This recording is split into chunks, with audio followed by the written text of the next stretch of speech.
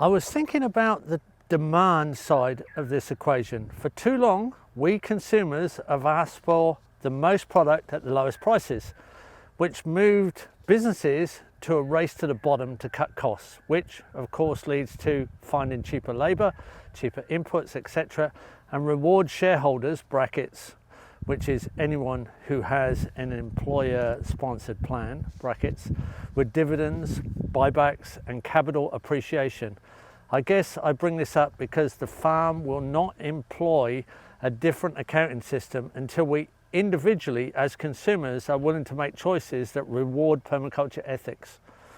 Do you think it would be more productive to speak to business or businesses, brackets, the farm, in a language they would understand, like profit and loss, and how permaculture ethics can increase profit? We are seeing this now in the electric vehicle space, where demand for EVs has caught the attention of mainstream producers. Call me a bit of a cynic, but I don't see businesses expanding their ethics until we as consumers reward them with profit for following permaculture ethics. Of course, we could attempt to legislate permaculture ethics and mandate businesses to follow the ethics through tax programs, but I fear that sets up my lobbyist against your lobbyist scenario. Well, yeah, there's no need to get political about this. Really, the facts are out there. It's well known that we can't continue farming the way we are. Farm systems, agriculture, in fact, hasn't worked for 7,000 years. I mean, it's been a failure, a complete failure. It's done nothing but destroy soils and destroy environments. And now we're talking about regenerating it, regeneration farming. Well, what's the point in regenerating a failure? If you can't create soil, right, as you produce surplus, then it should be illegal. Farming should be illegal if it can't create soil. We need to get to 3% organic matter. That'll reduce 10% of our water demand as a minimum, because without 3% organic matter, forget the carbon, just organic matter.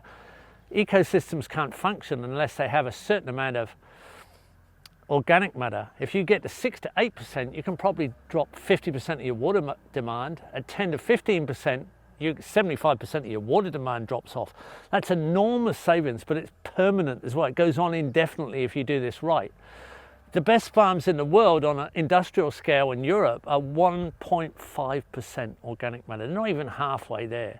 America's at 0.5, India's at 0.3. We're going to lose the game.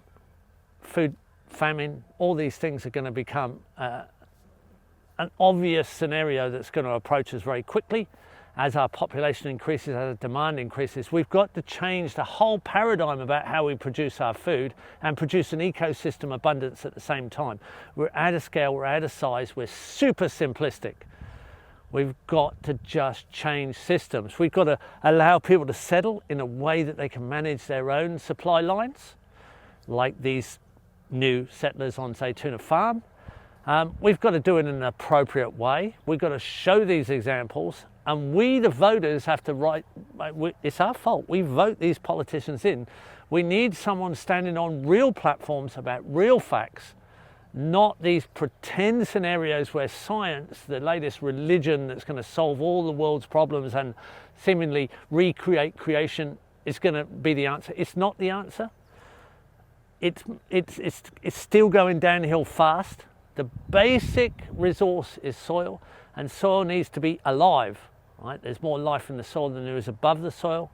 We need to be creating ecosystemic food legislation, way beyond organic. You can be really destructive and organic because it's trendy, because you get good profits from it. It's nothing to do with the monetary profit. It's everything to do with the life abundance of ecosystems on this planet. Right? We're working with a living system, and we have to benefit the living system in the way we cleverly design the systems that provide our needs. Nature sets the rules, not the accountants. So if you're looking at things from a monetary point of view, and you're saying, right, okay, financially we're in a better position than ever before, that's got nothing to do with slide the environments in. We're on a very steep slope, sliding very fast towards oblivion at this point in time and potential human extinction. We've got to interrupt the collapse and show another way that we can do things that has to happen. You have no choice in this. Right? There is no choice. Right?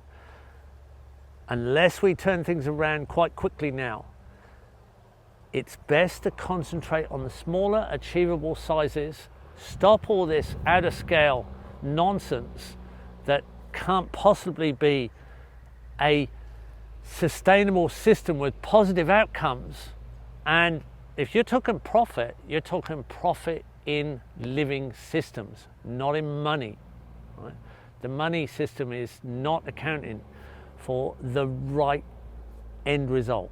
The end result is that we have a system that goes on indefinitely, and we can do so much more than we're doing right now. Right now we're just a tiny little speck of the potential. And that's what we need to explain to people. If we can't get the large farms to cooperate, we have to do it in small ways.